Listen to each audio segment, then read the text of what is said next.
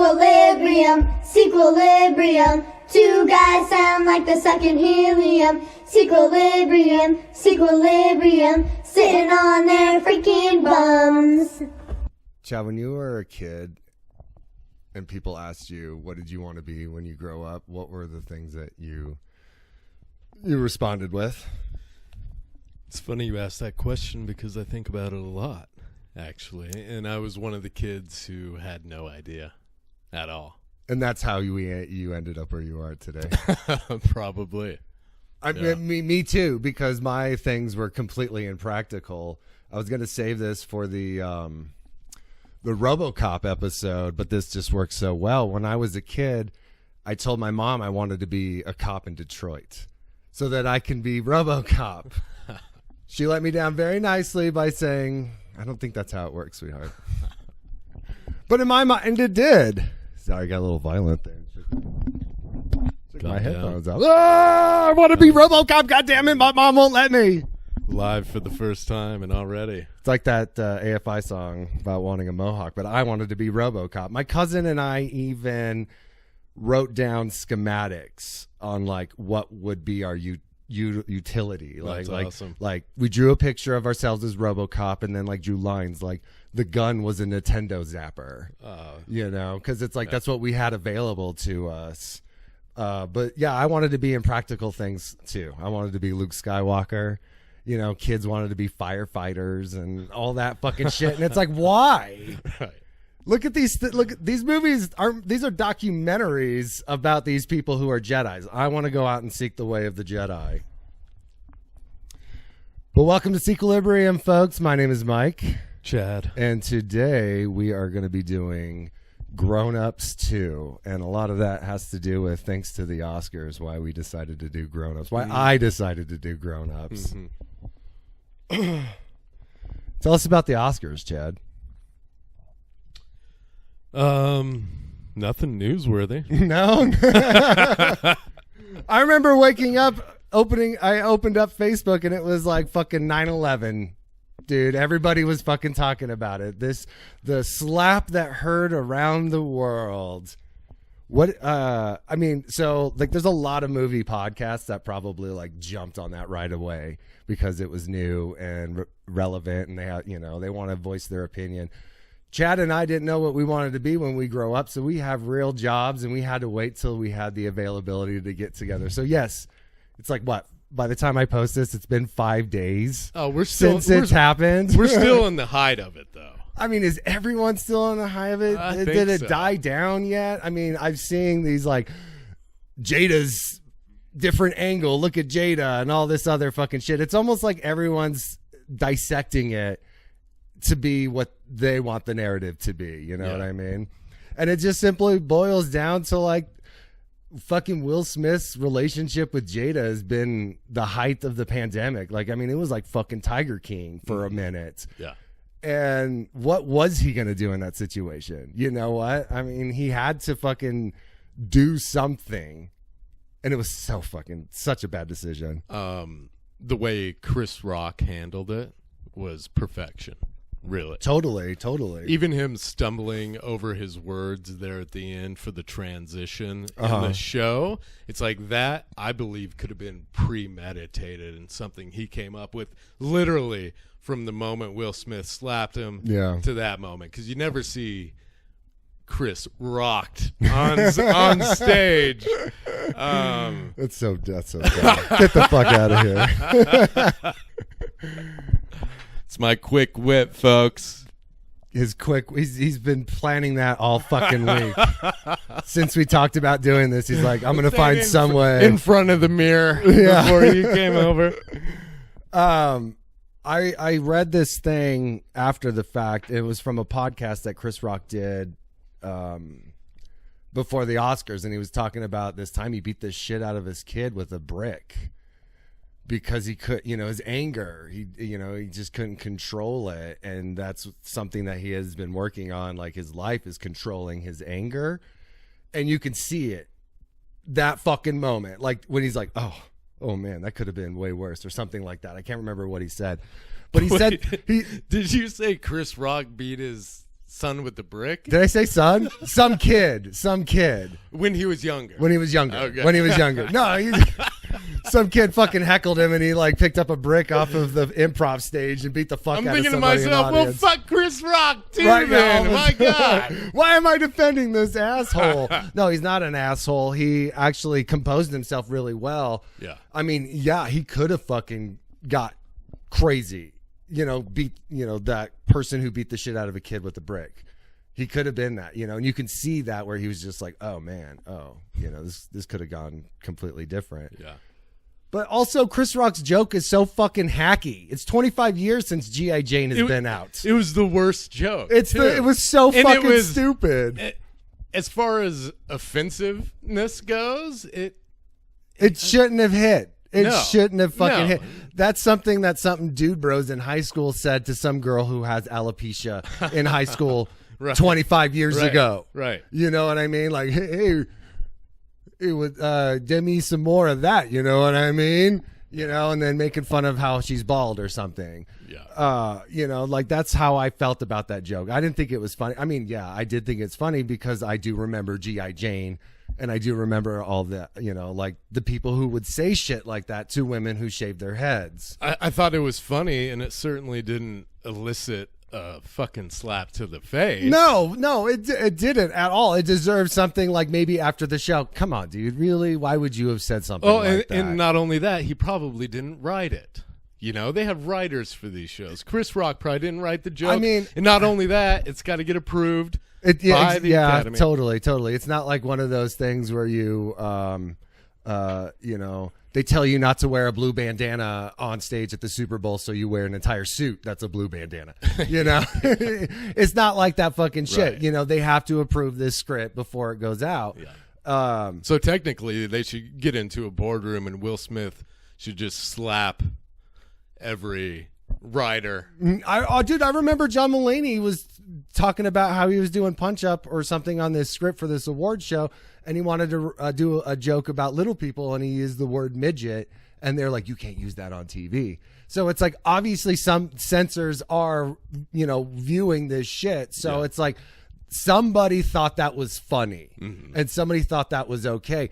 I didn't know Jada had alopecia. I don't follow her on Instagram. I just read whatever's in my Facebook news feed. So I'm playing on this. Did Chris Rock not know that? I mean, granted, I'm not friends with these people. I'm not close to these people. I don't know. But let's just say for the sake of argument, maybe he didn't know that.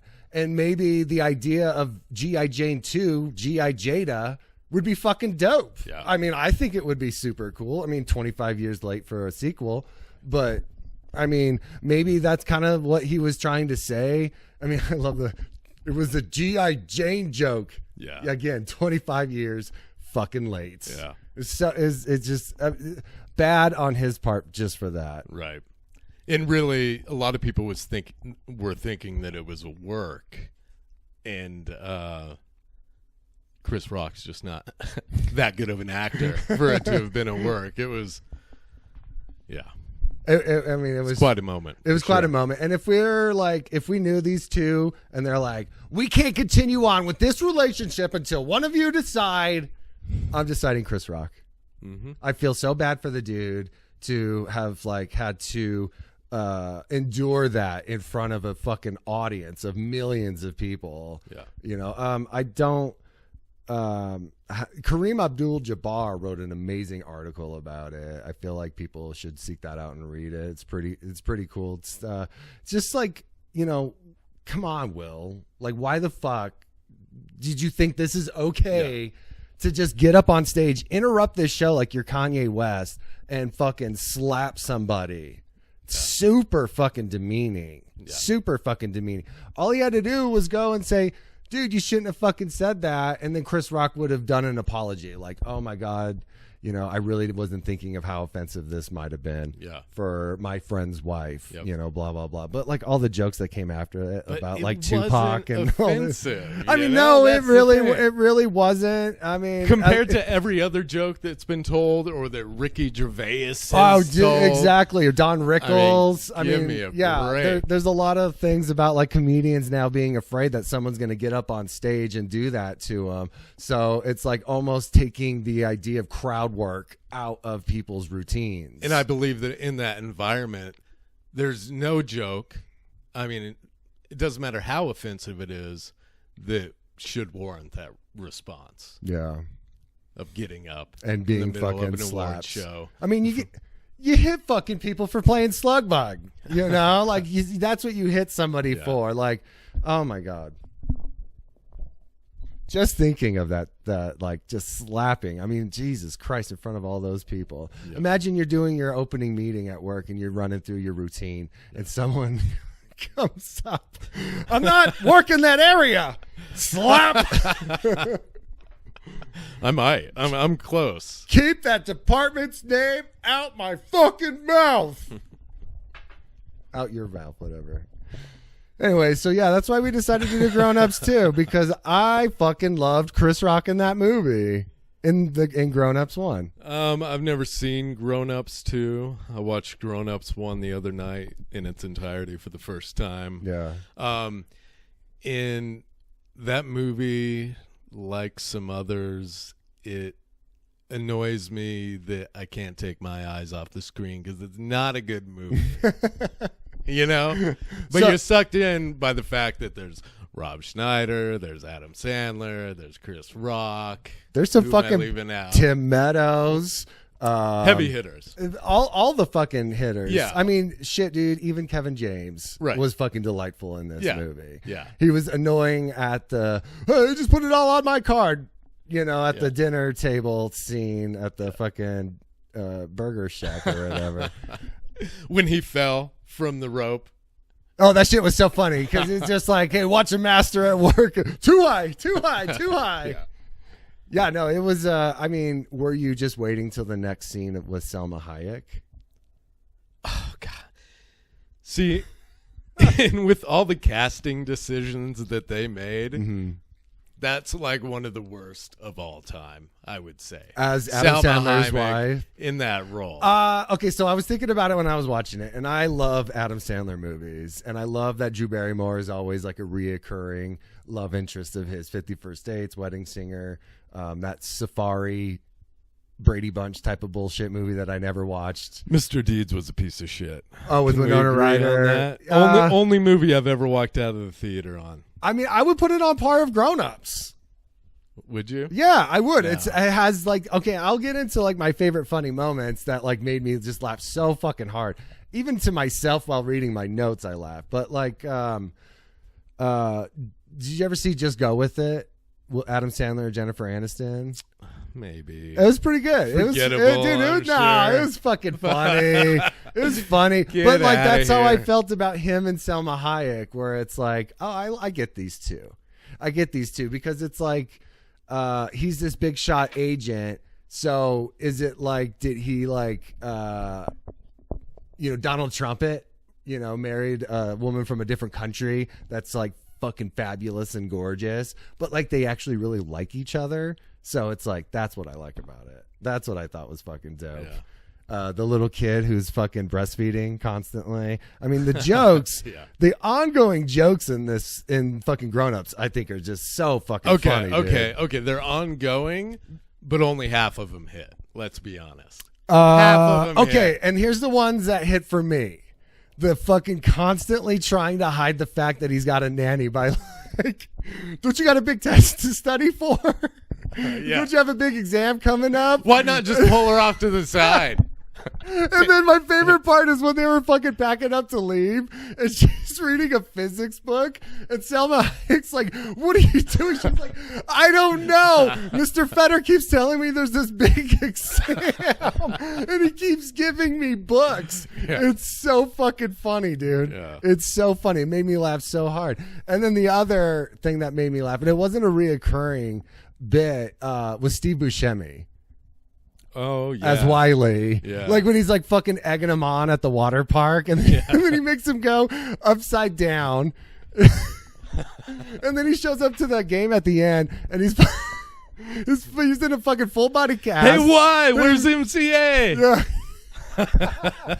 And then Adam Sandler's like, "Hey, Wiley, was the field goal good?" He's like, "Yeah." Like, I haven't heard that one.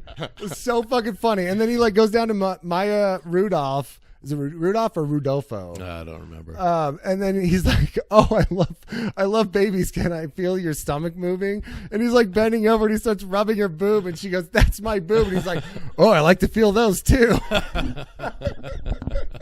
Get out of here, man. Yeah, dude, so fucking funny, so funny. But the thing that I like really didn't like about the movie is how it fucking ended. It ended. Remind me. It ended so fucking badly. So. Resolutions been made. They did their basketball game over again.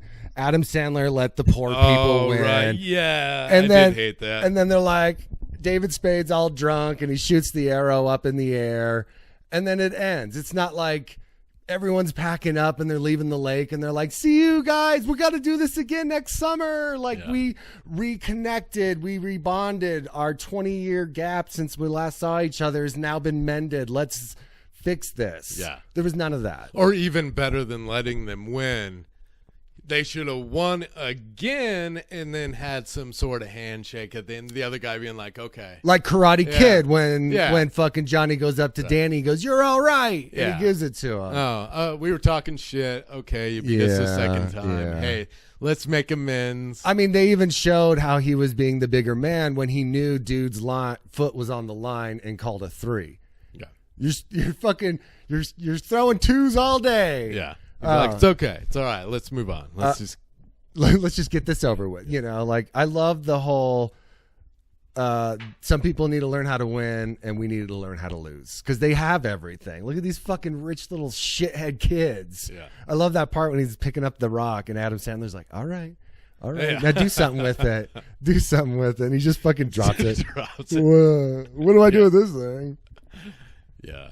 I love that kid too. He's in a show that my 10-year-old watches all the time. I'm sure a Disney show. Or it's some, called some Jesse. Shit. Yeah. Okay. So seeing him in the movie is kind of weird for me, taking him out of that environment of a show that I've seen fucking 100 times at this point. Mm-hmm. And putting him with Adam Sandler. Kind of works. It does work. Know, totally I works. like the kid. Yeah. He died. I don't know if you knew that. Oh, no way, really? He died of a seizure, I believe. Oh, that's fucking shitty. A couple years back. Oh, man. Well, at least he made Grown Ups too. Yeah. It's his final opus. I'm pretty sure it was him. Allegedly. We got to start saying that shit when we don't know what the fuck we're talking about. We'll be saying it all the time. Allegedly. Yeah, you keep looking at the camera. I know. And I told you not to, and I'm like, yeah. I just looked to see if there's involvement going on here, but I don't think there is. Before the show, he's pep talking himself. All right, now don't look at the cameras. Don't look at them. We got one there, and one there. Up to this point, I keep seeing you do this. Yeah, just look up. Got to see how I'm doing. Got to see. Hey. Anyways, Chris Rock's fucking character is so funny. The housewife. I loved all the jokes in his direction. They're so fucking funny. Yeah. And I loved all the jokes to the grandma, who was basically a clump fucking farting everywhere. Blame it on the dog. Oh, man. And all the jokes. Toe J. Simpson about her bunions. Yeah. Yeah, that was so funny. And Schneider's character was great, too. Schneider's character was so fucking funny. And, like, I love the beginning where it shows them as kids, and he really hasn't changed. He kept that same stupid pompadour. And did you expect them to show up and he'd be with an older lady? I mean, they really set it up in the fucking beginning when David Spade's like hitting on the chicks, and then he does the same. He says chicks, young girls, and they're like, me? And he's like, no, you. And it's like the fucking teacher. And I was wondering if it was supposed to be the same person years later. Oh my God, dude. What if? Yeah. What if? I mean, when they were like sharing with each other, and she's like, I wanted to share with you guys. I'm really actually a man. And like everyone's like, oh, yeah. I'm offended that you believed that.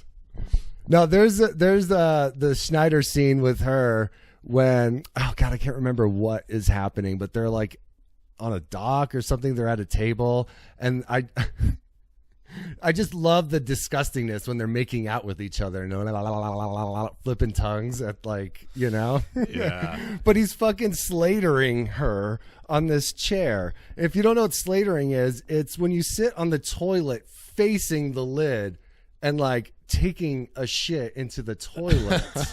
I didn't know that was the name for it. Yeah, it's called slatering. It's like when he sat down at the max and he fucking flipped the chair around. Yeah. Yeah. I forgot what we were supposed to say at that part. It's okay. Anyways, Grown Ups 2 is coming up. You're about to watch it for the first time. I'm about to watch it for the 5th time. Yep. And after this, maybe I can slater your mom. I'm sorry. Maybe I can have an affection for some older women. I'll slater your mom later.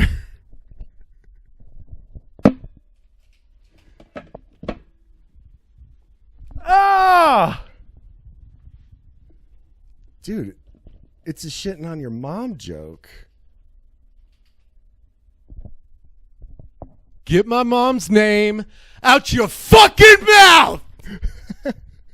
We'll be back with Grown Ups 2. After these messages, we'll be right back. Grown Ups 2 is on. Grown Ups 2, Chad. Grown Ups 2. Okay. Why don't you tell me about Grown Ups 2? I don't know if I liked it as much as Grown Ups 1 or a little bit more, actually. More? Grown Ups 1. Yeah. There's a possibility of liking Grown Ups 2 more than the first Grown Ups. Just a slight bit. Give me an example of what would make you slightly like. Is it the Kmart reference? I think I probably laughed more Yeah. watching this. Like Uh-huh. I said, in the first one, it seems like only half of the jokes hit, even though they were just shitting them out. Mm-hmm.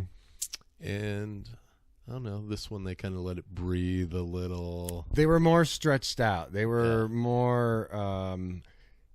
Pretty much every scene had a joke that they were going on. Yeah. Yeah. That's what you mean? Yeah, I mean, there were a few moments in this one where they took it one step too far, or they said something that kind of ruined what would be an okay joke.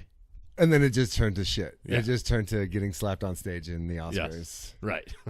I feel like the first one was less is more is better, where the ongoing joke of the tests and the Wiley with his broken arms. Those are the two that I brought up earlier, and those are really the only two that I can think of. The water park was pretty fucking funny in the first one. I'm totally against you on this one. I don't like this one half as much as I. You know what though? Chris one. Rock was better in this one. Because he wasn't getting belittled so much by the grandma. I don't know. I think maybe he just seemed more loose. Kind of his own character. Yeah. I'm not at home making food. I work for the cable company. I love when he walked into the cabin. This is my kitchen. This is my kitchen. Yeah. It's like, that's me saying that, but really I'm putting Swanson's dinners in the microwave. This is my kitchen. I cook around here. Here's your TV dinner. Yeah, I liked the Chris Rock character a lot, but I missed the whole he's on his period jokes from the grandma. That shit was so funny. No Rob Schneider reference. Yeah, where the fuck was Rob Schneider? There was no where he was. There was just, here's Nick Swartzen in his spot. Here is the rivalry with Colin Quinn over, and now they're hanging out with each other. Yeah. Like, there was no explaining where their best friend went. And tell me you thought a Weekend at Bernie's as well. Oh, with what? With Nick in the bus. Oh yeah, when they were like pulling the string, and he was That's like, all I could think about. All I could think about is how he was in. He had to have been in on it. Like, hey guys, tying me up on a string like this, because it's just like there's so many things that happen in this movie that are like Weekend at Bernie's, that Weekend at Bernie's doesn't need explanation for, but in this one, it's like, do they just run the fucking town or something? Like they're running through this whole fucking main street in a monster truck wheel, destroying traffic. Here's Shaq, fucking Michael Jackson dancing, leading traffic. Nobody gives a shit whatsoever. It's like these guys were so cool in high school. They're like, ha ha, there's Lenny and his friends doing whatever they want again. You know, I didn't realize that was Shaq until he took off his hat, too. For reals? Yeah. Like when they first saw him in the Kmart parking lot, you were like, that's not Shaq. I kept thinking the whole time, where was the missed opportunity of Police Academy and Shaq playing Hightower? That would have been so fucking sick, dude. That would have been so fucking sick. Okay, like you have Happy Madison Production Company doing a Police Academy reboot. You got fucking Adam Sandler as like Sergeant or Commandant Lassard. And then you have all these new comics. Fucking Andy Samberg could be Mahoney. Yeah. And the rest of the Lonely Island could be like Tackleberry and all that shit. Right. That would have been so fucking hilarious. Also, to bring that up as well, the Lonely Island being the fucking car wash dudes.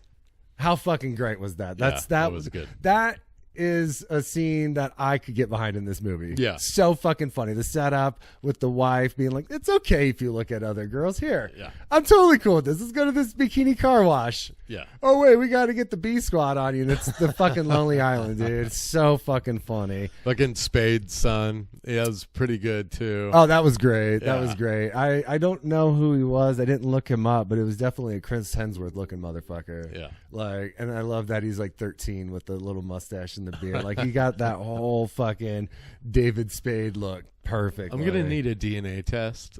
Oh, no need. I mean, it started out solid, dude. It started out with those kind of jokes, and then it just went into this, like, is this Grandma's Boy, or is this like a family version of Grandma's Boy? And again, the effects were cool. Everything they did with the tire and the deer. Yeah, the deer was pretty solid. Yeah. But no, dude, it totally felt like this is supposed to be a stoner comedy, but then it's like they went halfway through it and changed it and then put family elements and shit in there. Like the whole, what do you think about having another baby? And then the whole, like, I don't want a baby. No, they'll ruin your life. I don't want a baby. And then it's like, she's fucking pregnant. Yeah. Like, Sandler was kind of a dick. He was kind of a dick. Like you were saying, like I was saying, he's like trying to be funny dick. Yeah. Like when he's forcing his kid to go to sleep. Not because, it's like, okay, you got to go to bed. It's bedtime. It's because he wanted to go see Jay Giles' bands. Yeah. Like you really. I don't yell at you. Yeah. But it was funny at the same time. Stone cold. Yeah. It does kind of make him lose face, though. You don't like. You don't like him as much as character as much as you should. Well, as much as you did in the first one. Yeah. Like. It wasn't like he was a bad dad, but it was just kind of like you're yelling at her. Like it's like yelling funny. And I don't know. Watch it if you want to see what we're saying. Do you have a favorite Sandler movie? Yeah, I don't know. I mean, I love Adam Sandler movies. You can go all the way back to that classic Billy Madison, Grandma's Boy, want to touch the hiney, like that fucking shit. Mm-hmm. But I like older Sandler. Like I was saying earlier in the beginning of the episode, Just Go With It is awesome. It's super funny. I think he's really funny. What was the name of that one a few years back he was winning awards for? The Diamond one? Yeah. The one where I never saw it. I really wanted to. Something Gems. Uncut Gems. Uncut Gems. Uncut Gems. That's right. Yeah. It was okay. I don't know if it lived up to the hype, but it was good. I'd watch it. I've never seen Punch Drunk Love. I've never seen like The Cobbler. I've never seen Paul Thomas Anderson. I know, dude, and that's what I was going to say earlier in the first half of this episode when I brought up Maya Rudolph or whatever, how you ever pronounce her last name or whatever. I don't know. I got the IMDb page. I can look it up right now. But like she's married or they're like life partners with Paul Thomas Anderson, and I just every time I see her, I just imagine how great that household is, like how much fun it is, like all the creativeness, all like the brilliant writing and the comedy that those two probably just do together on a regular. It's really fun to listen to Paul Thomas Anderson interviews. I'd say more than anyone. He's at the top of my list. Yeah. I mean, just very well spoken and articulate and has a whole bunch of ideas, and you can tell he was kind of this hyperactive person when he was younger, and now that's kind of transformed into just he's kind of a wise older man. Well, he's not making bullshit like this. Yeah. So he has to be. Yeah. Like she comes home and she's like, "Oh, I'm going to be doing Grown Ups too." And he's like, "We make real art around here. What are you doing that shit for?" Like, I mean, I'm sure he's extremely encouraging. Like, fuck yeah, do that shit. Who cares? I'm sure you want a new Bentley. Do that movie. Yeah, well, in one of the interviews with him, he talked about how he likes just stupid, mindless movies. Just, I forget which one he was referencing when. Oh, just Marvel movies in general. Okay, yeah. He was like, I dig it. Yeah, they're right. fun. Yeah, I bet he loves Michael Bay then. Just keep blowing that shit up. I love the Kmart reference because not even grown-ups could have saved Kmart. Yeah. Like, why are you doing fucking Kmart? They're on their fucking last leg. This, like, I'm sure that the budget for it was probably pretty fucking high, and they're like, let's do Kmart. Right. This is a small town. Walmart's not here. We'll do Kmart. Should have done Gibson's. I don't even know what that is. Or like Jack's. Yeah. Like our outdoor store. A lot of ball jokes. A lot of ball jokes for what we just experienced earlier, from Chris Rock to Tim Meadows' character, which I was like, that's pretty awesome. Yeah. Yeah, there were a few things that Chris Rock said in this movie that were far more offensive than what he said at the Academy Awards. Totally. Totally. What was that one that I said? Like, they're going to come and smack you down now. Like, he said about Nicki Minaj when his, like, son, he had the anniversary present stuffed in the son's diapers, and so he's got a big butt, and he's like, looks like Nicki Minaj trying to shake in her implants. Like, where's Nicki Minaj's husband? Like, boycotting grown-ups too. That was one of my favorite parts of the whole movie was Chris Rock being so excited that she forgot about their anniversary. And there was no resolution to that. There wasn't. There was wasn't. there? No, there was funny. There was him saying he could have as much non-diet soda as he wants at dinner. And if you notice when they're at dinner, he's got like 4 empty cans around him. But that's the end of it. That was like the end of it. She wasn't making up for it. Oh, wait, no. When they were in the fight, when they were having that fight, and she's all like, how's this for the 20th anniversary or whatever? Well, yeah. That was it. That was it. That was it. That was because I was going to say the movie's probably even better for it, them not having that resolution, because that's when the movie starts to lag, is when they're like, okay, let's wrap up all this. That fucking fight scene with the or you mean the wrapping just up every little subplot. Yeah, well, there was so many fucking subplots in this movie. There was like 5-minute mini stories throughout this entire fucking movie, and it all culminated with frat boys fighting the older crowd. Like, there's this bit, like, not because it's the dude from Twilight, but like when they chased after each other, it was almost like the fight scene in Twilight. So it's like, were they hinting at that? Also, this poor guy probably is never going to get casted for anything ever again. Like, he did fucking Twilight. He did this like James Bond type of movie, or not James Bond, Jason Bourne, where he's like, I have secret powers and I didn't know about. Whatever shit, and then Grown Ups too, and then High School Musical. That's right? it. Wasn't he in High School Musical? No, that was Zac Efron. That dude's fucking. Are you dope sure he as wasn't shit. in the sequel? No, I don't know. I don't know. I don't know. I'm gonna say right now we are not going down the High School Musical road, because I don't want to watch the first one or any. Well, of hold them. on, back up. Favorite Sandler movies. So can you think? Let's say your top 3. Top 3 is gonna be Just Go With It, 50 First Dates, and Big Daddy. You kidding me? No. It's completely different than mine. Now that you mentioned Big Daddy. Big Daddy's fucking hilarious. So I would go with dude. Little Nicky. Oh, I forgot about that I would one. go with Little Nicky. I would go with Happy Gilmore. Yeah.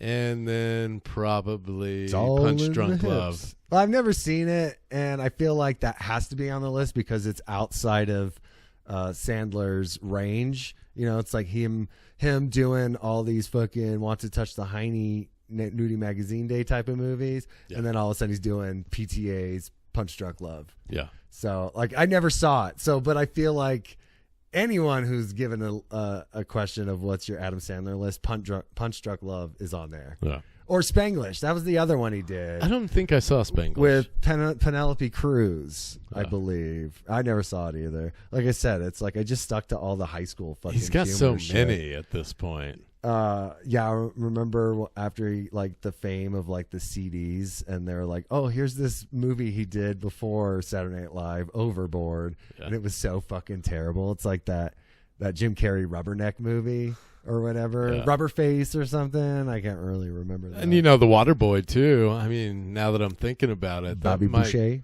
That might be right there with Happy Gilmore, as far as I'm concerned. Dude, I remember one time the only time when Waterboy came to the movie theaters, we were gonna go to the movies, but there was a fucking long ass line of nothing but dude bros waiting to see Waterboy.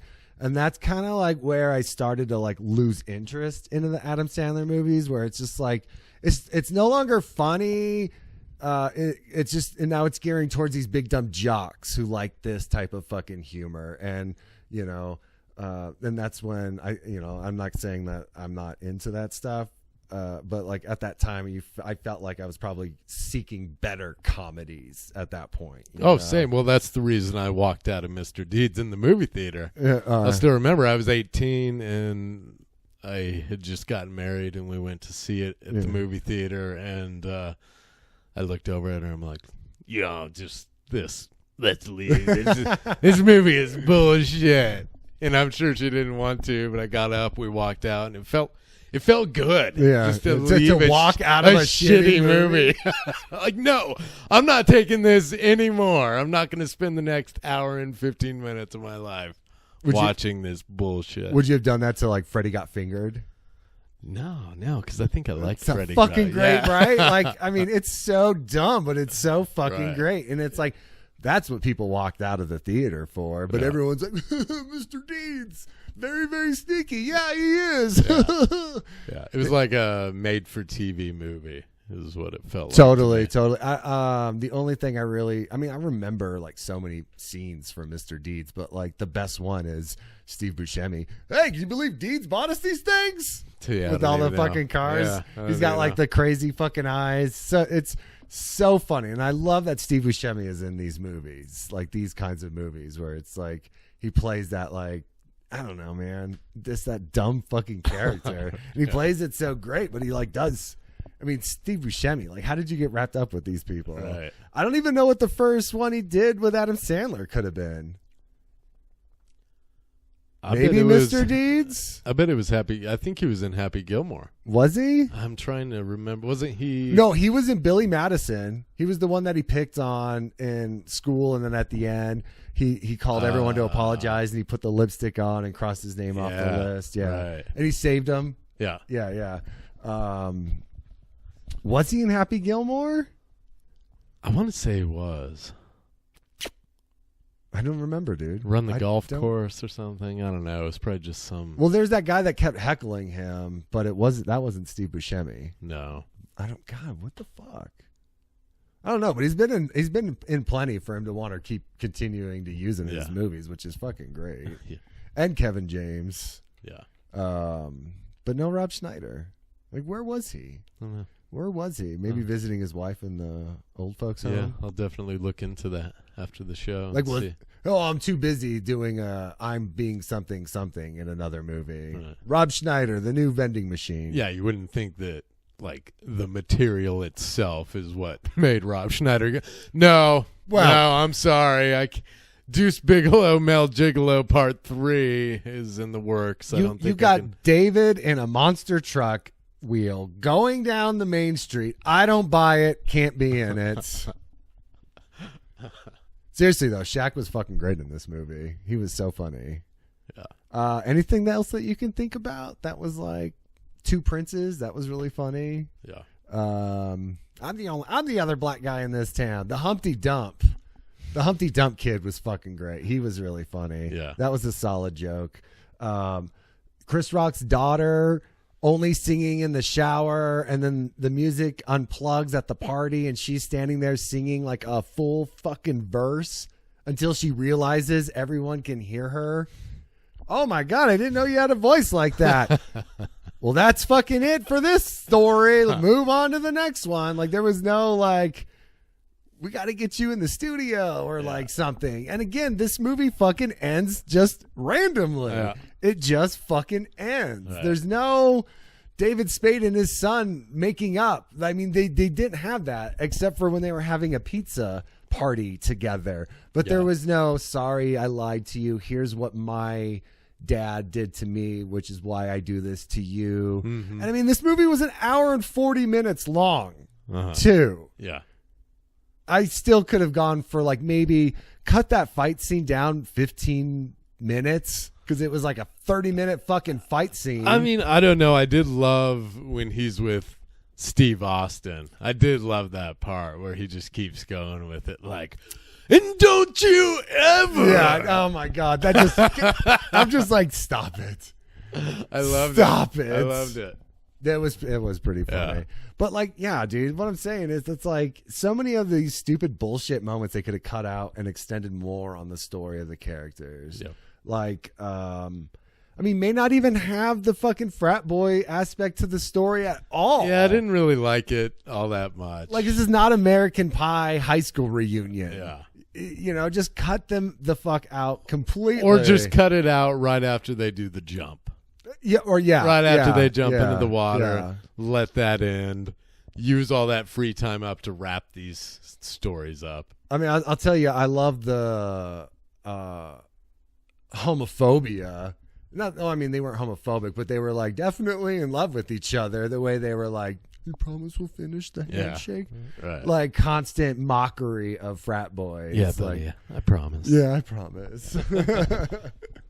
Yeah, that was I can't remember the actor's name, but he's in that like This Is Us show. He's in did you ever watch Heroes?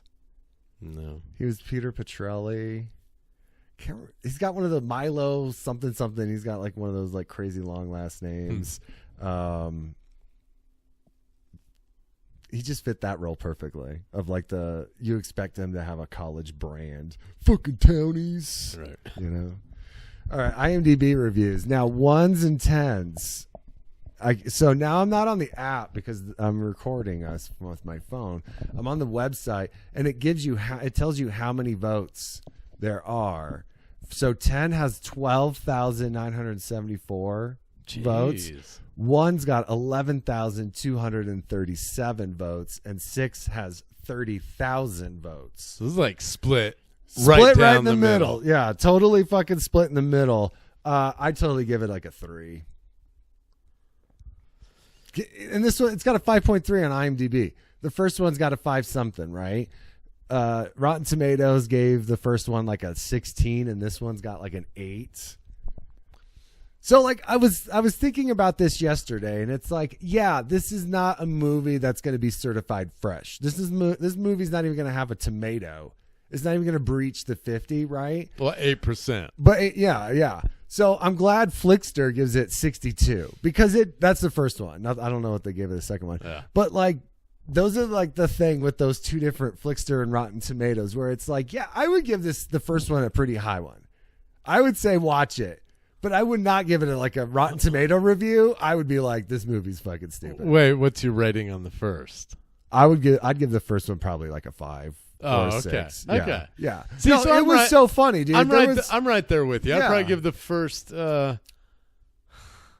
5. And this all goes back to Look Who's Talking To when I'm like talking about The Master.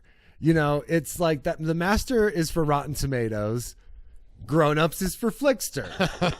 You know what I mean? Like those reviews are so like 1862. They're so far and apart. So it's like, I know if you're rating it on Rotten Tomatoes, you're into The Master or like The Lighthouse or, you know, good fucking movies. Flickster's just for these stupid stoner people that are just like, this movie's funny, man. Like the fucking test exam joke, dude. It's so great. Yeah. That's where I'm like do going it for America, man. Yeah, exactly. Grease 2 gets a pretty high Flickster rating because of the stupid jokes like that. So yeah, what do you want me to read here? I got 10s pulled up, man, because this top one is giving me a lot with the fucking title. Well, let's do a 10, then let's do a 3 because that's what we agree on. It is. we obviously know why it sucks and why people would give it a 1. So let's see if our thoughts align with another 3 after you read a 10. All right, here you go. Greatest film ever made. And ever is missing an E. Grown Ups 2 is the greatest film ever made. The religious undertones made me shed a tear. The conflict in this film between Adam Sandler and Kevin Jameson is the best in any film. I will always love Grown Ups 2, and Adam Sandman will never get old. So looking forward to Grown Ups 4. All right, bro. He's already jumping ahead because where the fuck's Grown Ups 3?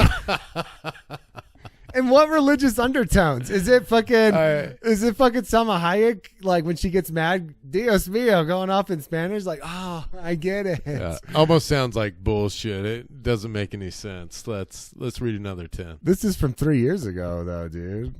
All right, you want to read another 10? Yeah. Yay! Boy, oh boy. Fun times with Aaron. Sad face. Chris Walker is cool as fuck. Don't touch his Elmore. The king is home. Let's go party at TGI Friday. Bed Bath & Beyond. This one was written April 11th, 2021. So, like, they blew their 420 load pretty quick. You get one review for 420. All right. That's the 10s. So now you want a 3? Yeah. Okay. This one is just called Adam Sandler and Kevin James. Oh my gosh. I am being generous with a 310. These losers are the pits. Imagine wasting time with these bores. Why wasn't I told? All this film is missing is Justin Bieber in it. Vomit. I like it better than this guy did. I mean, totally. Maybe we should be giving it a 4. Or he should be giving it a 1 or a 2. I'm not sure. These losers are the pits. These losers are the pits. Okay, this one. Because, okay. The title alone, I mean, you set yourself up for this. I was greatly disappointed. I mean, what were your hopes before going into seeing the movie? Yeah. You should have seen the first one. You should have fucking known what you were going to be up against. You should know that sequels are typically worse. So, and not what to were you expecting? And lower your expectations.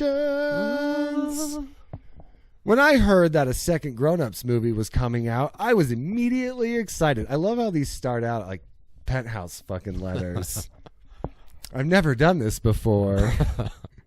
Being a huge fan of the first one, my expectations were very high for the second. Obviously too high. This film had basically no point or plot at all. It was incredibly disappointing. I barely laughed at all. All of the jokes and humor was unbelievably crass and perverted. Yeah, they were. And they were fucking great. Yeah. The all the dudes showing up to the fucking ballet recital to gawk at the teacher. Oh man. I mean, that was fucking hilarious. See, and it's moments like the ones that we've mentioned that make 1 and 2 like are so fucking different. Right there. And it's like the rating on this one was brief nudity, and it was like, this is where it is. It's just cleavage. Where was I at? This movie was just plain dirty. The first one had its moments, but this one felt like a big one of those moments. Oh, John Lovitz too. Oh yeah, John Lovitz. Love that part. Is he a voyeur in every Adam Sandler movie? Little Nicky. Every movie. Little Nicky, he's sitting on the branch and he's like, "It's mommy time." So fucking great as the wedding singer and wedding singer. Oh yeah, fuck yeah, ladies, John Lovitz. bounce up and down. Yeah, too fast. Slower. Turn around, bend over, slap your right butt cheek. Almost right out the gate with that shit too. Yeah. The dialogue was disappointingly gross in the end. Giving this a 3 out of 10 seems a little too high and mighty even for this. I wasted my money. Don't waste yours, and don't see this lame excuse for a sequel. Disappointingly gross. That's kind of redundant. I also want to know, if you hate this movie so much, why are you writing it a 3? Is someone holding a gun to your head saying, you better not give it a 1? If you give it a 1, I will pull this trigger These people don't understand. They don't. They don't. Okay, and here's one more 3. It's a long one, and I hope it's a good one. That's what she said. The worst movie from a good star. My God, this movie sucks a lot. Okay, so let me get to the plot of this cash grab. The plot, I think, is about Sandler's wife wanting to have a new son. Baby. Yeah, I don't think they specified the gender. What do you think about having a new son, Lenny? I think we can do that. If it's a girl, that's fine. We could just take her down to the quarry and throw her off the 35. And that's basically the story the film is telling us. First things first, the story is too short, and that's not what I'm expecting from a sequel to one of my favorite Adam Sandler movies. Just, There's more, so you want to go on or you want to wait? Okay. Go on. This story pisses me off. Now let's get to the only things I like in this movie. This story pisses me off. Let me talk about what I like. The beginning and the burp snart joke, but I had an issue with this joke, and that's how many times they repeat it. Like, it was funny at first, but during the film, it just gets old by the 3rd time they do that. See, I didn't even think it was funny at first. I don't think so. It was funny at all. I mean, it should have been on Kevin James's King of Queens show and not this fucking movie. Right. But now the cons. I mean, so far I felt we've gotten nothing but cons. Wait, that was his list? That was the pros. That was the pros. That was it? And by the way, this whole thing is a run-on sentence, too. Because, to be honest, there's a lot of problems with this movie. First of all, Spade's relation with his son wasn't emotional at all. Another con are the antagonists. Seriously, a gang of teenagers? That's not what I call antagonists, because the main characters didn't do something that bad. All they did is invade their party. That's stupid. Look, guys, to make a decent antagonist, make sure that was mean to the antagonist. So they can plan on revenge. For example, Captain Hook, all Peter did to him was cut his hand off, and that was mean to and that was mean to him. I can't believe he did that. That was so mean. So he plans on revenge. But in here, the antagonist had no reason to plan revenge. Another con is that this movie is filler. Like, they don't do nothing fun. Now, if you're going to say, oh, but they didn't go anywhere in the first movie too. Well, all I can say is that at least they did had some fun in the first movie. Look, they didn't go anywhere, but at least they had fun, and that's all that fucking matters. Like jump on a rope or whatever they did in the camp. Seemed like they were having a lot of fun in this movie. They sound like they had nothing but fun in this fucking movie at other people's expense too, as well. But this is my favorite part. Some fun in the first movie, like jump on a rope or whatever they did in the camp.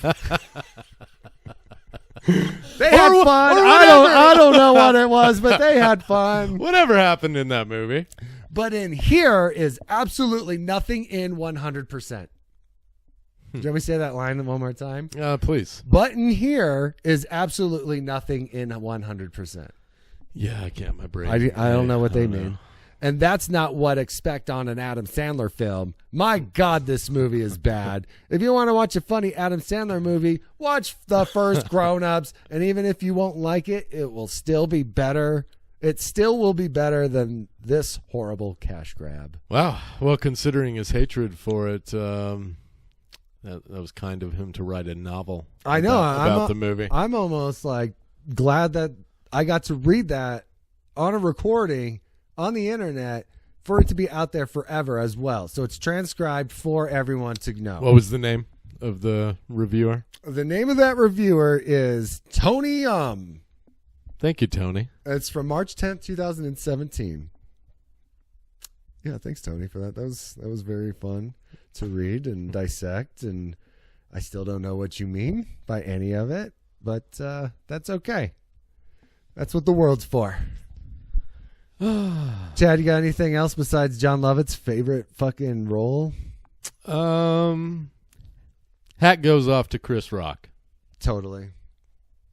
The way he handled that situation, fucking professionalism. You talking about the movie or the Oscars? I'm talking about the Oscars. Oh, I was thinking you meant the movie because to be in that fucking piece of shit, you have to be a professional. You're welcome, Chris Rock.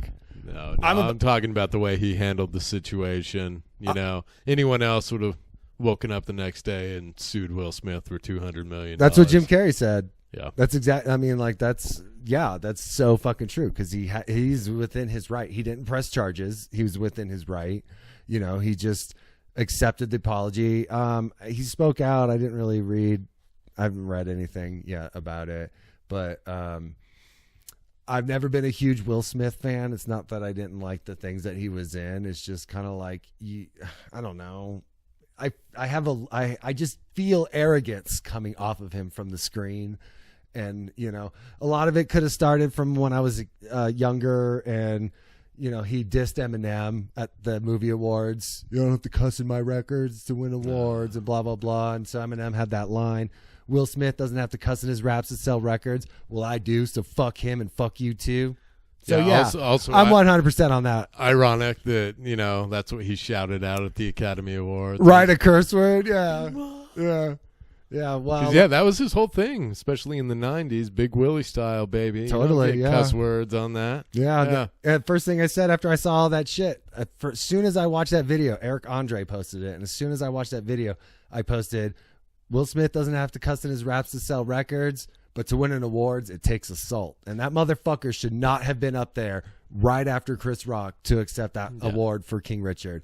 He should have fucking left. When they told him to leave, because I guess they told him to leave and he refused, he should have fucking left. Yeah. He should have fucking, he fucked up.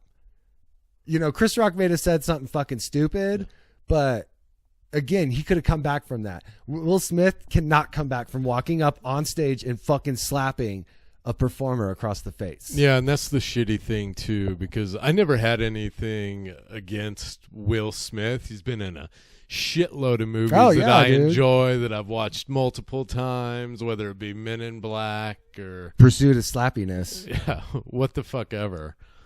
This is one I hadn't seen. Hancocked. Yeah. That one I said. Yeah. I didn't see that one. I was like, I hope someone fucking photoshops that because I can't. Anyways, go on. You know, it's just like now my feelings have completely changed. It's funny how one moment can do that. Yeah, you know, like I said, his entire career has been tainted by this one moment that he couldn't take a joke, a very light, playful, non-offensive joke. Also, look it up. In 1991 on Arsenio Hall, he made an Alopecia. I think so. Right. Yeah. About one of Arsenio's fucking band members. He said about how he had to wax his head every morning.